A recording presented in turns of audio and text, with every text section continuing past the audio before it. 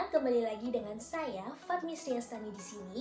Jadi kalau kalian sudah melihat judul video dan thumbnail dari video ini, tentunya kalian tahu bahwa kita itu akan belajar kimia. Ya, kimia benar sekali, khususnya pada materi termokimia.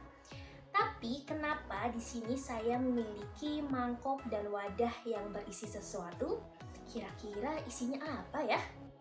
Nah, karena sesuai judulnya kita akan belajar termokimia dalam pengasapan ikan, jadi saya di sini membawa sebuah hidangan yang bahan bakunya berasal dari ikan asap.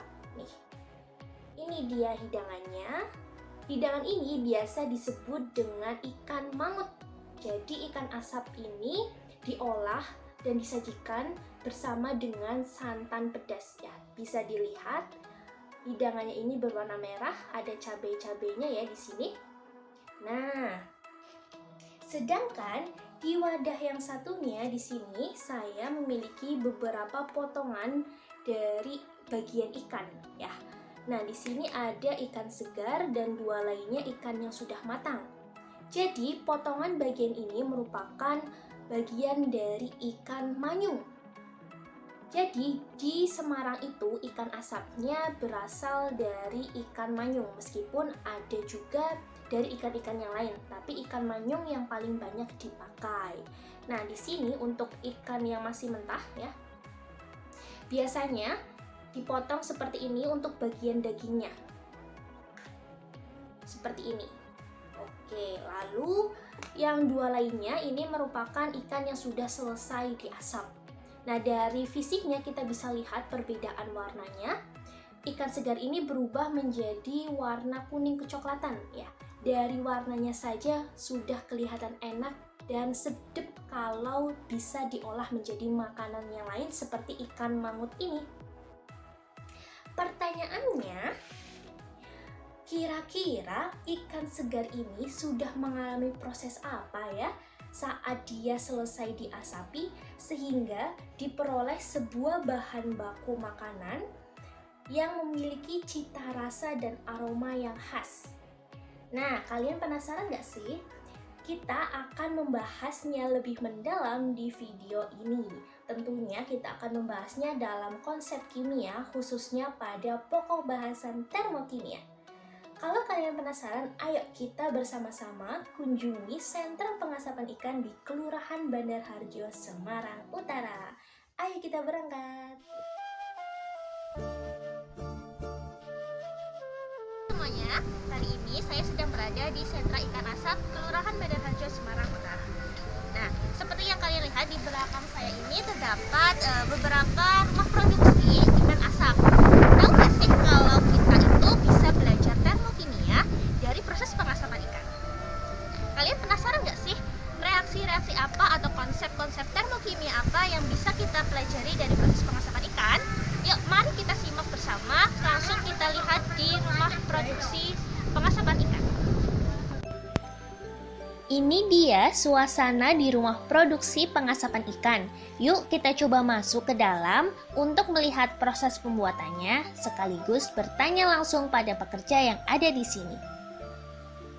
Alat bahannya. Kalau dari pemenggalan ya ada pisau. Ya. Nomor satu kan ikan. Nggih. Terus pisau buat bersihin itu. Nah kalau dari perempuan kan dari pembakaran ada ini kawat buat nata bakaran ini. Oh, terus batok itu. Ya udah, walaupun ada ikan, ya ada batok, nggak bisa bakar. Nggih. Nah, Biasanya ikannya ikan apa aja, Bu? ikannya ikan manyung, kadang ikan tongkol. Kemarin ada tongkol. Oh, Terus ikan pe, ikan apa, Bu? pare itu loh pare. Pari. Ikan Oh.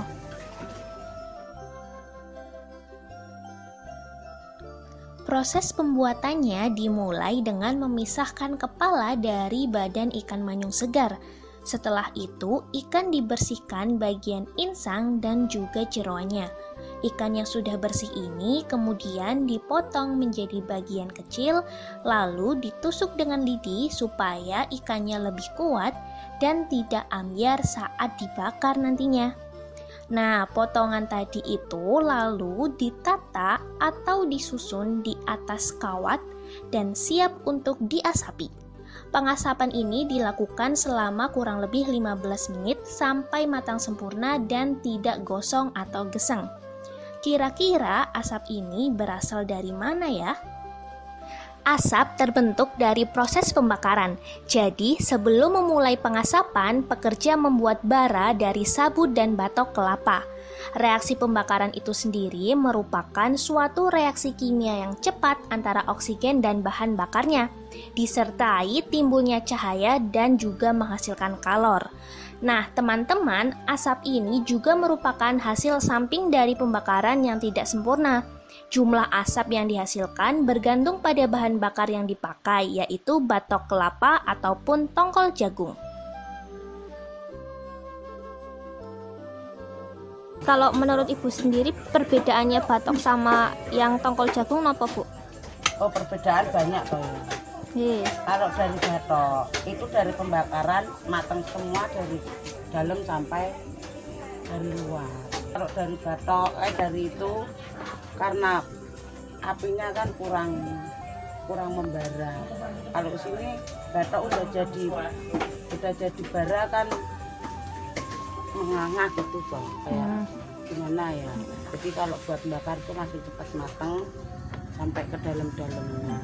Ini kalau dari batok. Jadi teman-teman, penggunaan batok kelapa sebagai bahan bakar lebih disukai karena nilai kalor bakarnya lebih tinggi dibandingkan tongkol jagung. Semakin besar nilai kalornya, maka energi yang dihasilkan juga semakin banyak. Selain itu, kandungan senyawa hidrokarbon batok kelapa lebih banyak dibandingkan tongkol jagung. Inilah mengapa ikan lebih cepat matang dan rasanya lebih sedap. Rasa sedap ini juga dipengaruhi oleh kandungan senyawa hidrokarbon pada bahan bakar, yaitu selulosa, hemiselulosa, dan lignin. Pembakaran senyawa ini menghasilkan kalor sehingga nilai perubahan entalpinya negatif dan reaksinya termasuk ke dalam reaksi eksoterm. Kendalanya kalau hujan. Kalau hujan kan dari hawanya panas, dingin, ya. Apinya juga ikut kayak nggak mau diajak kompromi cepat gitu loh. Lah, jadi pembakarannya itu kurang cepat. Jadi teman-teman, kendala mengasapi ikan itu saat hujan ya, karena laju reaksi pembakaran menjadi lebih lambat. Selain itu, pengasapan dilakukan menggunakan para-para yang dalam termokimia termasuk ke dalam sistem terbuka. Pada sistem terbuka, kalor dan materi dapat dengan mudah berpindah, sehingga pengasapan menjadi tidak maksimal, atau asapnya tidak terpusat kepada ikan ya.